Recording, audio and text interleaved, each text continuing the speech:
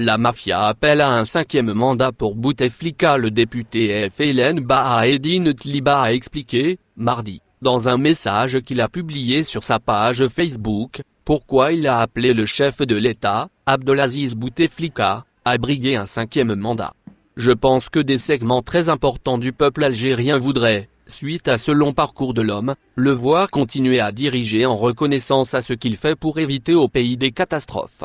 Traduction, j'appelle le chef de l'État, Abdelaziz Bouteflika, à briguer un 5e mandat comme le souhaitent des pans entiers de nouveaux riches qui ont prospéré dans l'impôt et le marché informel, dans cette Algérie qui favorise l'économie douteuse au détriment de la production nationale, celle-là qui prospère grâce à l'accumulation des capitaux non déclarés, la spéculation, l'absence de transparence, la corruption, à l'ombre de Bouteflika et qui, aujourd'hui, avec l'argent du négoce, sont devenus décideurs politiques, solidement installés dans les rouages du pouvoir, forts de cette soudaine capacité à promulguer des lois et à en bloquer d'autres. Le dinar, celui du trabando surtout, sert à ça, acheter des voix qui en feront les édiles de la nation, le droit de siéger dans les plus hautes instances de l'État, dans les assemblées et probablement au sein même du Conseil des ministres. L'argent de l'informel sert à ça, corrompre et pervertir le choix populaire. Inutile pour le citoyen électeur de la désigner ses représentants au sein des instances de l'État. Les nouveaux riches le font à sa place. Pour eux, les élections ne sont qu'un souk où tout se monnaie, la place de député, de maire, de chef de parti ou de ministre. Les choses ont atteint un tel stade de gravité que même la Commission nationale de surveillance des élections locales, CNISEL, vient de reconnaître que les municipales du 29 novembre 2012 tout comme les législatives de mai 2012, ont été perverties par l'argent sale qui a influencé lourdement sur le résultat du scrutin. Mais qui s'en soucie? Que Dieu prête longue vie à Bouteflika.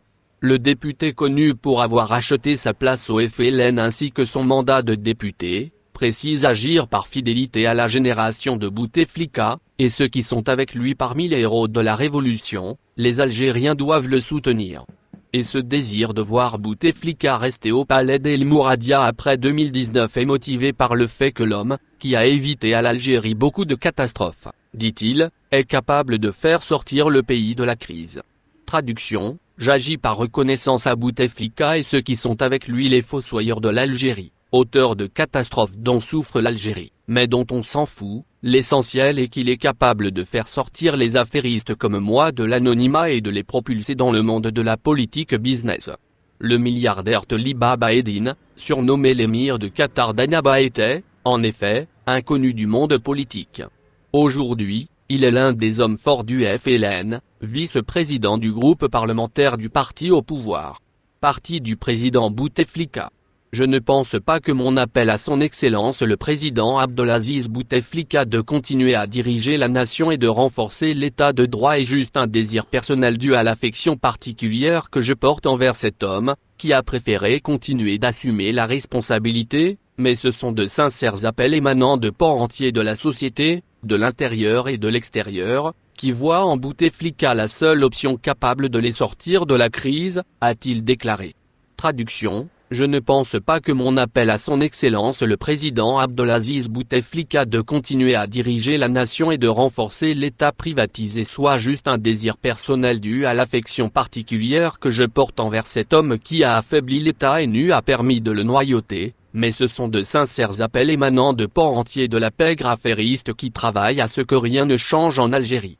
Surtout pas ce régime qui leur a aménagé des portes cochères pour grignoter leur part de l'excédent financier en multipliant par 5 le volume des importations, qui pompent outrageusement les hydrocarbures. Le sieur Tliba a ajouté, « Je suis sûr que la majorité écrasante de notre nation, surtout les jeunes, me rejoint dans cette position, eux qui ont retrouvé avec Bouteflika leur fierté et leur dignité », a-t-il encore déclaré, avant de lancer « Cela » et d'autres catégories de la nation, veulent un 5e mandat de Bouteflika. On ignore si, par les jeunes qui ont retrouvé avec Bouteflika leur fierté et leur dignité, le milliardaire Tliba désigne les milliers de jeunes qui quittent chaque semaine le pays sur un bateau clandestin et dont le nombre aurait été multiplié par 13 sous le règne de Bouteflika, ou s'il parle de ces milliers de jeunes Algériens qu'on a vus, il y a quelques semaines, faire la queue devant le centre culturel français pour passer un test de connaissance du français qui leur ouvrirait les portes de l'Europe. Lors du précédent scrutin présidentiel, Tliba Baedine s'était distingué en fin novembre 2012 en s'offrant une page publicitaire en couleur d'an et Elikabar et dans laquelle il exhortait le président Abdelaziz Bouteflika à se présenter pour un 4e mandat. Il le fait aujourd'hui dans une page Facebook. C'est plus moderne. Mais le message reste le même, faire savoir que les honorables membres de la pègre affairiste ne resteraient pas passifs devant une mise à l'écart du président Bouteflika. Ils ont, entre autres, empêché l'adoption de l'impôt sur la fortune, décriminalisé la corruption, et stérilisé jusqu'aux lois de la République qui venaient d'être votées, comme l'obligation de régler par chèque toute transaction d'un montant supérieur à 50 000 dinars ou la loi de finances complémentaires, LFC, destinée à réduire les importations. Il dresse déjà les troupes qui aiguisent les couteaux pour la bataille. Ce n'est pas une image, je parle de vrais couteaux. Tliba Baedine dispose d'hommes de main mafieux et de troupes de voyous prêts à punir les adversaires politiques. Selon une source proche du FLN, c'est ce député qui a fourni, lors de la réunion du CC le 15 juin 2012, les Baltagia, ces voyous qui ont empêché un bon déroulement de la réunion et permis le maintien de Belkadem. Au besoin, Tliba Baedine et ses amis savent manier le couteau. Le Mouafad FLN d'Annaba, Mohamed Salah Zitouni, adversaire de Belkadem et un des chefs de file des redresseurs, et qui s'est retrouvé à l'hôpital pour traumatisme et blessure au visage après une agression à Hydra, en sait quelque chose. Zitouni accuse Tliba Baedine d'être le commanditaire de cet acte de violence qu'il a fait commettre par des voyous d'Annaba. Tous ces honorables affairistes ressemblent à ces oligarques russes soudainement enrichis dans l'après-Gorbatchev et qu'on a vu saisis de panique à l'idée de perdre leur position et, surtout, d'avoir à rendre des comptes. Ils chercheraient à maintenir coûte que coûte Boris Yeltsin au pouvoir. La peur d'avoir à rendre des comptes. Voilà ce qui unit Chekib Khalila Tliba et Amar Ghoul aux dirigeants de la CPM. Abdelaziz Bouteflika est un patriotiste de l'ordre de la cavalerie des frontières de l'Ouest. Il est atteint d'autisme politique sévère qui le condamne à vivre en autarcie avec ses idées préconçues, dictées par la confrérie des Malgaches et dirigées contre la valorisation de notre indépendance et contre la démocratisation du pouvoir en Algérie. L'autisme politique est un trouble de développement humain caractérisé par des difficultés de l'écoute, d'intelligence et de partage. La petite voix de Bouteflika domine ses émotions égocentriques, elle est la source de son handicap intellectuel et elle oriente sa compréhension de son monde extérieur vers des comportements restrictifs et répétitifs. Le 5e mandat s'inscrit dans la perspective de son autisme politique, une répétition obsolète et sans fondement. Un autre mandat pour voler le reste de ce qui reste des murs du trésor public et finalement pour pousser le pays dans le monde de l'endettement à la hauteur de la perte de notre souveraineté. Bouteflika est absent de la prise de décision politique, il est figurant dans le corps d'un acteur principal, un paravent à facettes multiples des enjeux de la caste qui le maintient frauduleusement sur sa chaise roulante avec le titre du Malik El Khazr. Il est exploité odieusement par ces hommes de l'ombre pour bloquer le champ politique et pour se servir des richesses de notre pays 24 heures sur 24 heures et 7 jours sur 7 jours, pendant que le rire ronronne sur des notes symphoniques de Taya et El Jazer. Bouteflika est dans le piège de l'amour du pouvoir et de son incapacité physique et intellectuelle de pouvoir avoir le pouvoir, un paradoxe dans lequel le rêve vit une souffrance conséquente qui demeure la résultante inéluctable du manque de respect du soi. À cet effet, il exécute tout ce que les autres lui demandent de faire en sacrifiant sa liberté personnelle et le reste. Fakamatou est la démonstration vivante de la loi divine sur terre, une image permanente qui provoque en nous le questionnement et éveille notre conscience sur l'échelle de la balance, et El Mizan. Celui dont les bonnes actions feront pencher la balance, connaîtra alors un heureux destin. Celui dont les œuvres pèseront peu, sera voué à l'abîme. Et quel abîme! Une ardente fournaise.